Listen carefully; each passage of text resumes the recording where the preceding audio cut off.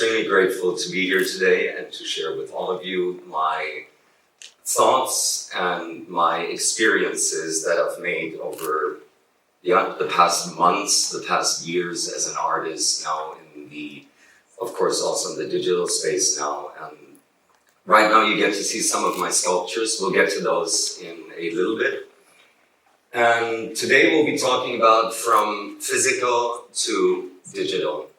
Now, for those who don't know me, yes, my clicker's not working.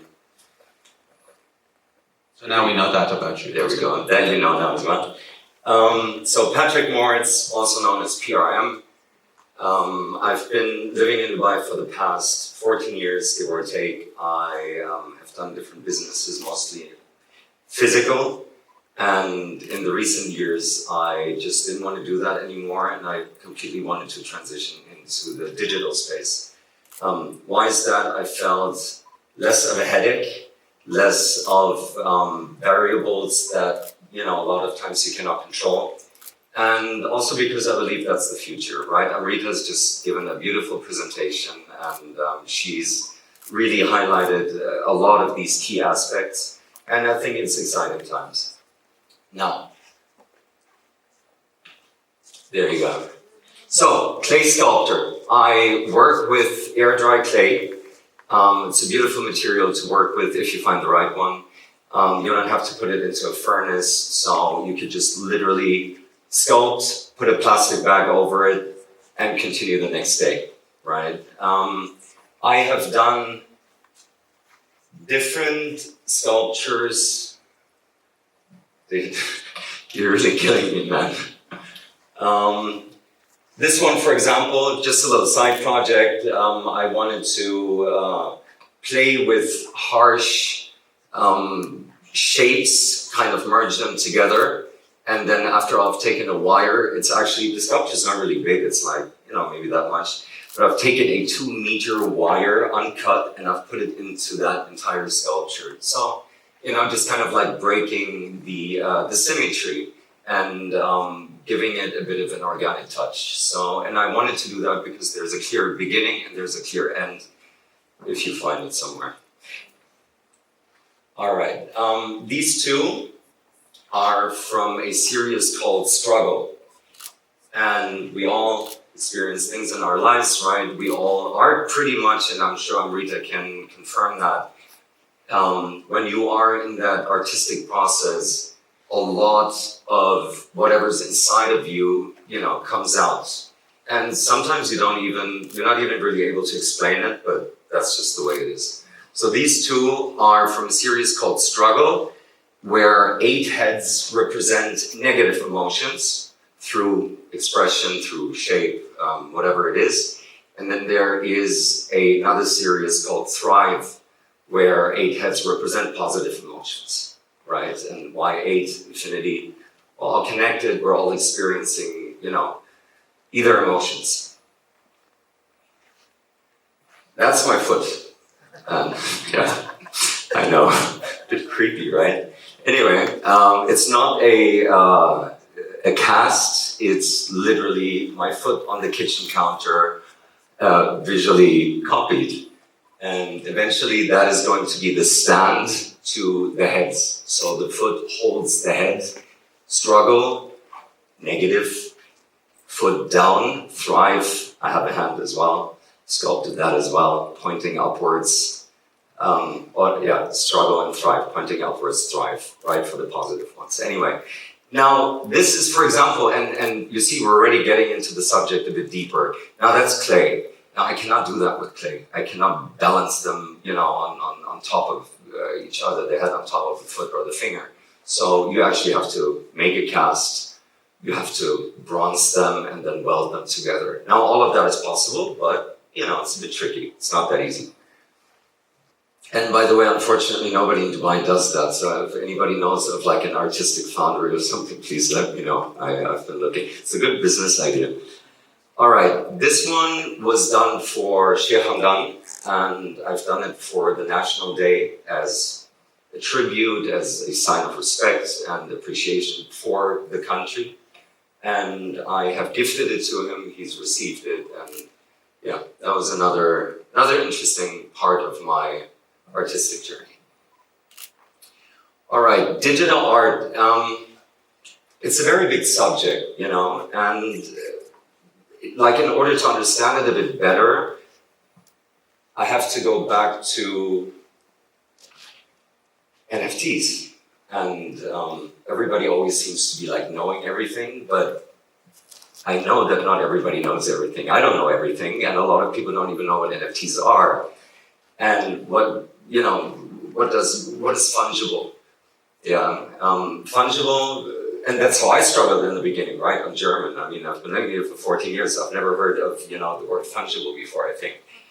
And it's very simple. Let me give you an example. Trust me, I'm clicking. I'm not just pretending. Yeah.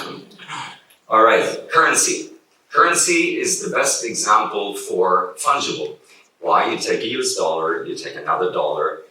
They might not look the same. One is older, one is newer. But if you exchange them for one another, nothing changes, right? The value maintains the same. It's the same. Now, NFTs are non-fungible, which means they are unique. NFTs are unique. What makes them unique though, right? And that is the moment when they are on the blockchain, they are minted, and they have now a unique token ID. So if I have an NFT, and you have an NFT, and even if they look the same, they have a different token ID. So they are not the same, right? So that is non-fungible. That's why non-fungible tokens. And they're all tokens after all, right? Even if they're JPEGs, they're digital files, they're movie files, whatever you want to, whatever they are, documents, they are token. They were now tokenized because they've been put onto the blockchain, and that makes them non-fungible. Clear, right? I think pretty easy, it's just really a matter of how you look at it. Okay, benefits of digital art. And this is where it gets really interesting, right? Because you can be a digital artist, you don't have to turn them into NFTs, you can just make digital art, and that's fine, if that's your thing. And people have been doing digital art for many years, right? Ever since we've got computers, from pixelation to, now obviously much further evolved, artworks. Now, first of all, creating digital arts is time-saving, okay? And why am I saying that? If I make a head, right, it will take me, with all the details and everything, it will take me a month if I work 5 days a week for like 4 to 5 hours on it, okay, 1 month. Now, if I do a digital sculpture, raw, it will take me 3 to 4 days. And now also I can take that sculpture, I can 3D scan it, I can do whatever I want with it, right? So I can also turn it into a physical art piece now.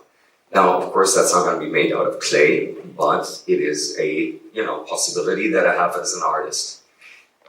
Possibly less expensive to produce. Now, if you need a canvas, you need paintbrushes, you need, all the colors, or you need clay. And let's say I want to create a huge sculpture. Well, that costs, right? Those are my overhead expenses that I have to cover. Now, if I do digital art, I have the one-time expense of a drawing pad, desktop, laptop, whatever, you're doing it with iPad, but that's a one-time expense. And I can, utilize it for at least the next, I don't know, depending on, how we technically continue to evolve for the next 3, 4, 5 years, right? But that's a one-time investment. Easily movable, I think it's pretty logical, right? I can just send my file from here to anyone in the world within, seconds or the fraction of a second. Endless creative possibilities. Now, this is very interesting. Again, I'm Rita, the picture-perfect example. Her augmented reality, that's mind-blowing stuff, guys. That's cool. And what she does is she takes the physical and also connects it with the digital, which again then encourages mass adoption. And that's what we should all aim for, right? To not have things complicated, but playful, easily understandable to people, to then say, hey, this is cool, I want to participate, I want to also get into the space. Another thing, very cool. Do you guys know these infinity drawings or artworks where a guy just keeps zooming in, and then, you know, it goes from one art piece to another? I think it's crazy, it's mind-blowing. It's amazing. Like, imagine you're now a kid and you're looking at this. I mean, this is where me as an adult, I, you know, become a kid again, because it's just fun. I like it. All right. If on the blockchain, again, if minted and now as an NFT, what are the benefits? And I think that's the most interesting part, because that is the reason why I also shifted towards the digital space, right? Because you guys, everybody wants to make money. Yeah, that's just part of our lives. And so if you turn your digital, you know, creation into an NFT, you can sell multiple pieces that are the same. And what do I mean by that? Let's say, okay, I've got my digital sculpture and I decide, all right, I want to sell 100 pieces of this specific digital sculpture. I can easily do that. I can, you know, determine that in the smart contract. I can set it on you know, the marketplace wherever I am, and that's that. So, and they are all the same, right? You all get 100 of the same. Now, if I do physical art, I cannot reproduce this. I mean, even if I try, it's not gonna look the same. It's not gonna be the same, right? Even if I'm a painter, like, I take a picture and then I print it, and you see it gets messy. It's not the same anymore. And this is where digital art really, you know, where you have that benefit. Fractionalization, super interesting. You're an art lover, an art piece costs $1 million. You're not able to afford it. All right, well, through fractionalization, this can be split in 10. So now you only pay $100,000, right? And 1/10 of this art piece now belongs to you. And that is recorded on the blockchain and for everyone publicly to see, right? Blockchain, public, there you go. Everybody knows. No headache, no documentation, running around from one office to another trying to figure things out. No, it's all done. And that's great from an investment, you know, perspective, because people like to invest into, you know, scarce art. Royalties, there we go. You're an artist, musician, you know, painter, whatever, an artist. There's so many artists. Now, you don't have to depend on so much on you know, your manager, on, you know, the whole system, how you're part of it, and you're just getting a fraction out of, you know, your sale.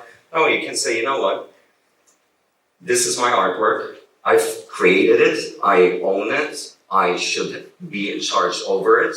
Okay, and every time it gets resold now, I will make a percentage, right? As simple as that. So percentage is usually between, you could set anything from, you know, whatever, 1% to 10%. You can go beyond 10%. I think OpenSea stops you at 10% though.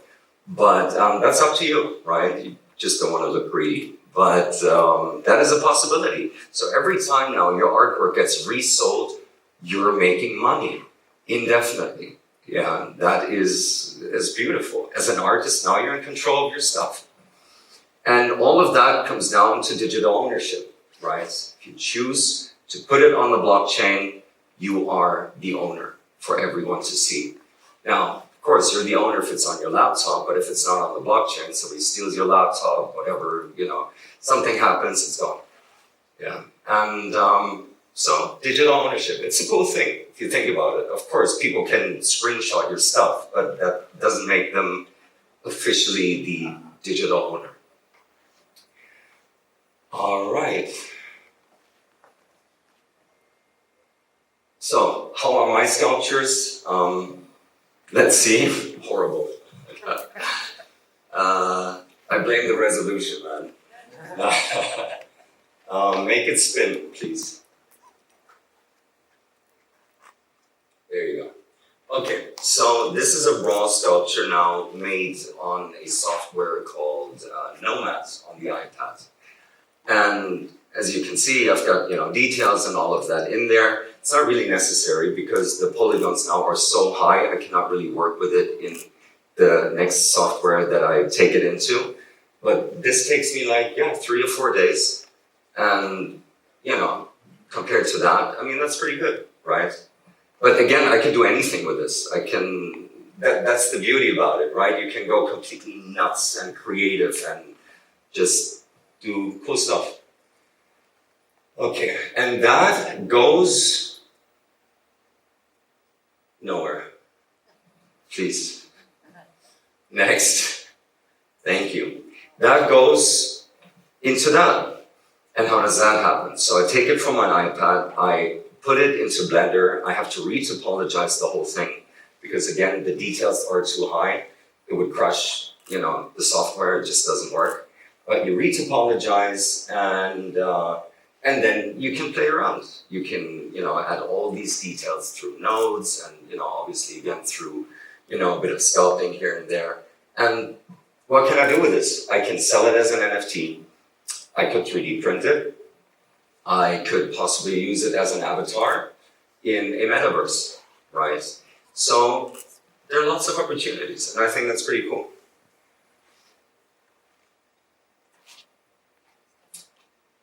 So now, you guys have seen the physical, you guys have seen the digital, and after all, it doesn't really matter. Art triggers emotions, right? And that's what art should do. You don't have to understand art. I don't understand art. I have no idea, really. Like, you can learn, you can learn the history of art. You can learn techniques, painting techniques, different art styles. And that's cool if that interests you, but that's all very technical. That's very structured, right? Art doesn't have to be structured. Art is art. Art is self-expression. And the only thing that art needs to do is it needs to trigger an emotion within you. So that's all it is, right? So nothing to understand. Whoever pretends, they're just pretending. They're just whatever. Evolution is a beautiful process. I think it's pretty clear. I'm happy Amrita has paved, that path in her presentation, and she does it every day through inspiring people. And we all work together, we're all part of this. And I think we just need to embrace it, right? Because everything that is new, everything that gets thrown at us in life, in the beginning, it's a bit like, oh shit, something new I have to learn. Okay, maybe it's just a trend or whatever. But maybe it is, right? But when something makes sense, like the space we're in does, then I think it becomes very clear that, this is here to stay. And all we need to do is, again, just pay a bit attention, because after all, you can benefit possibly from it. How do you know? If you don't do your due diligence, if you don't research a little bit, you don't know. Maybe this can be the next big business idea and you can make a lot of money through it. So I think we just need to embrace these changes and see if it suits us. If it does, go with it. Have fun with it. And just to finish this off, one is not going to replace the other. And I'm not saying that because I do that. I'm saying that because, again, it's just, we're humans. We like to feel things. We're old school like that, or whatever you want to say. It's part of our history. So it is not going to replace the digital. It won't replace the physical, or vice versa. So it's not going to happen. It's there to coexist. You can, as I've just explained everything to you guys, find a way to maybe combine the two, like Rita does. And, and yeah, just enjoy the ride. That's pretty much it.